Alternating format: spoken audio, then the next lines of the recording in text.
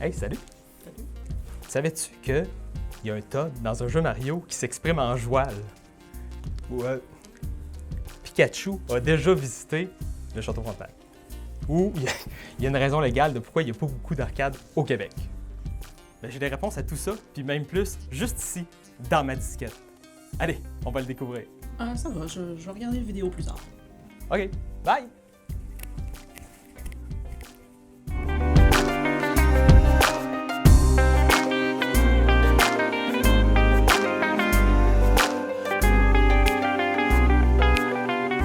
Salut tout le monde, c'est Maxime. Je suis un spécialiste et un passionné de tout ce qui touche aux médias obscurs et disparus. Et re-bienvenue dans une disquette près de chez vous, la série où on se plonge dans les mystères peu connus et québécois du jeu vidéo. Cette semaine, je vais vous expliquer un paquet de faits en lien avec le jeu vidéo au Québec en mode iceberg, disponible en spécial à 99 cents dans la circulaire.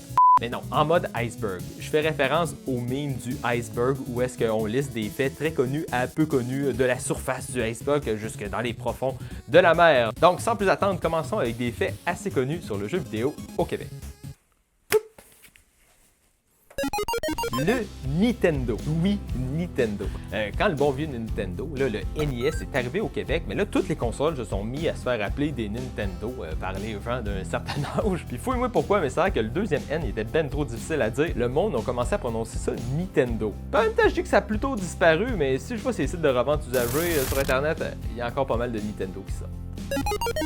Monsieur Net. Puis non, je fais pas référence au nettoyant d'usage très coloré. Je fais référence à l'émission de télévision qui était diffusée de 1998 à 2014, animée par Denis Talbot. C'est une des premières, si c'est pas la première, mais c'est assurément la plus populaire des émissions gaming de l'histoire de la télévision du Québec. C'était une émission magazine sur le jeu vidéo qui parlait des jeux qui sortaient à l'époque.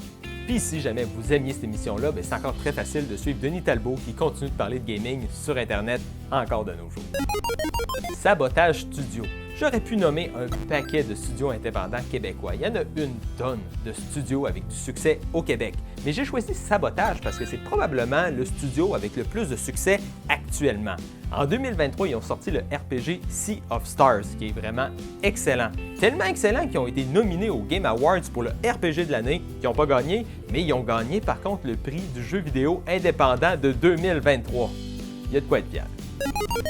Le 5e pôle mondial. Selon Investissement Québec et l'Alliance numérique, avec plus de 200 studios sur l'île de Montréal et avec des centaines de millions de dollars en retombées économiques à chaque année, Montréal serait le 5e pôle mondial du jeu vidéo au monde, juste après Tokyo, Londres, San Francisco et Austin. Château de Montréal!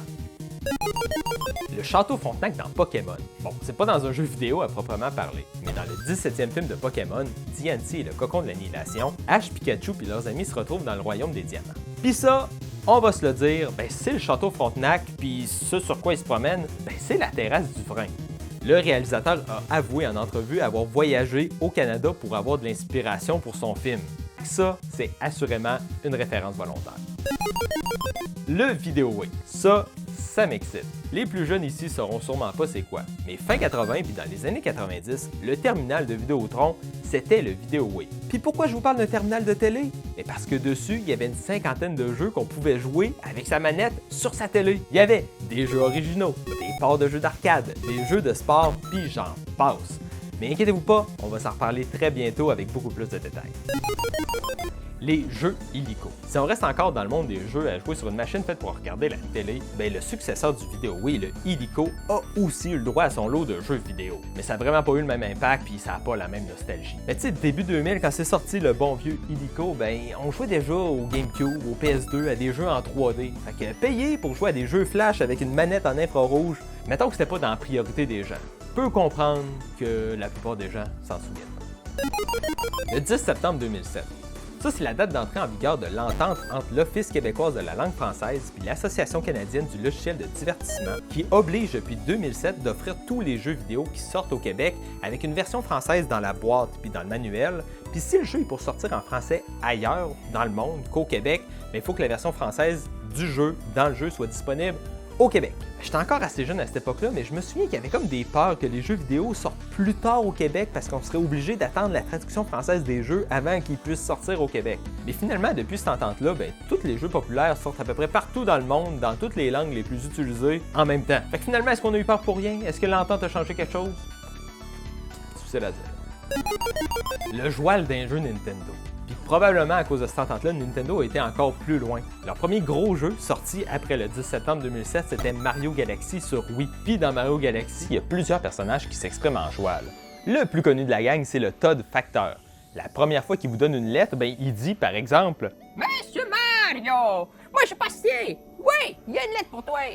Il y a 5 champignons one-up joueurs à la lettre de Peach. Tu les prends-tu maintenant? Oh, la princesse. Même prisonnière, elle reste bien fine. C'est pas le fun. » On est rendu à l'avant-dernier étage du iceberg. Ça commence à être plutôt pas connu, cette affaire-là. Vous me direz si vous connaissez les affaires à partir d'ici.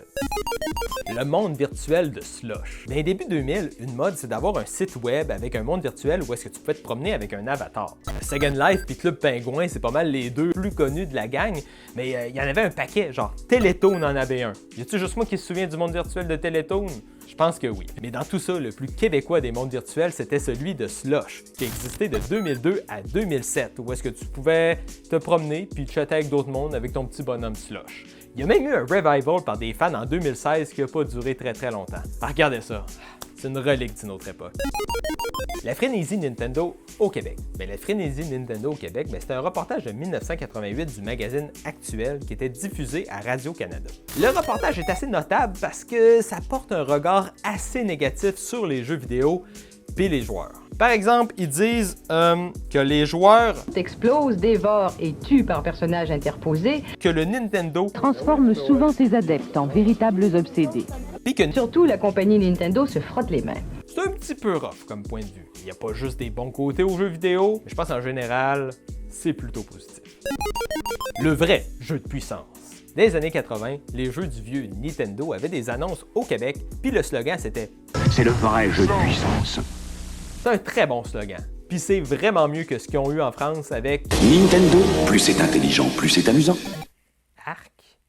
On arrive au dernier étage des 3 derniers faits peu connus sur le jeu vidéo au Québec. Là, c'est obscur. La loi contre les arcades. Les arcades n'ont pas eu une très longue durée de vie au Québec. Au début, quand c'est sorti, c'était exploité un peu illégalement jusqu'à temps que ça devienne légal en 1976. Mais à peine 6 ans plus tard, les villes ont commencé à se plaindre au gouvernement puis à avoir des craintes que les arcades, c'était un lieu pour la vente puis l'échange de substances illicites. Fac, en réponse à ça, le Québec a déposé la loi 92 qui donne le pouvoir aux villes, encore aujourd'hui, d'interdire les arcades sur son territoire. Fait que si vous êtes déjà demandé pourquoi il n'y a pas beaucoup d'arcades au Québec, c'est à cause de ça. Sylvain Vaugeois. C'est un peu grâce à lui qu'on peut dire que Montréal est devenu le 5e pôle mondial du jeu vidéo. On est en 1996. Sylvain Vaugeois regarde la télé. Il regarde spécifiquement TV5 puis il découvre les fondateurs d'Ubisoft, les frères Guillermo. Puis, en tant qu'homme d'affaires, il s'est rendu compte qu'il y avait de l'argent à faire avec les jeux vidéo. Fait qu'il s'est rendu en France, il a rencontré les frères Guillermo, puis s'est mis à inventer des subventions gouvernementales qui n'existaient pas pour que Ubisoft vienne installer un studio à Montréal. Bref, pour faire une histoire courte, il est revenu au Québec, il en a parlé à Bernard Landry, puis à force de négociations entre Ubisoft, Sylvain Vaugeois, puis Bernard Landry, ils ont réussi à s'entendre sur un programme gouvernemental qui a fait que l'année d'après, en 1997, Ubisoft ouvrait son premier studio à Montréal. Puis pour la suite, on le sait qu'est-ce que c'est devenu les studios de jeux vidéo au Québec. Kage the Warrior. Pour mon dernier fait aujourd'hui, j'ai décidé de vous parler de Kage the Warrior. C'est qui ça? C'est un joueur professionnel de Smash Bros montréalais qui est reconnu comme le plus grand joueur de Ganondorf de l'histoire de Smash Bros Melee. Par-dessus tout ça, une de ses victoires les plus marquantes, c'était en 2009 quand il a double éliminé Mango, qui était le meilleur joueur de Smash Bros Melee au monde à ce moment-là.